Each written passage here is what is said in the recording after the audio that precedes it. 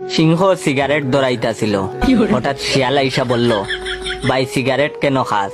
নেশা ছাড় ভাই, আয় আমার সাথে দেখ এই বনটা কি সুন্দর। সিংহ সিগারেট ফালাইয়া শিয়ালের সাথে যাওয়া শুরু করলো। কিছু দূর যাওয়ার পর দেখে হাতি ইয়াবা খাইতেছে।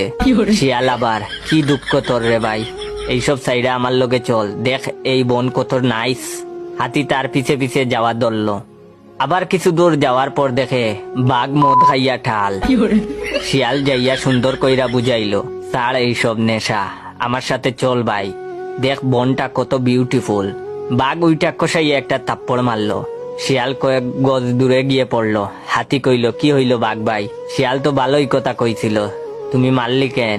বাঘ বলল, এই হারামজাদা ডেইলি গাঞ্জা খাইয়া এইভাবে সবাইরে লইয়া রাইত ভর জঙ্গলে ঘুরায়।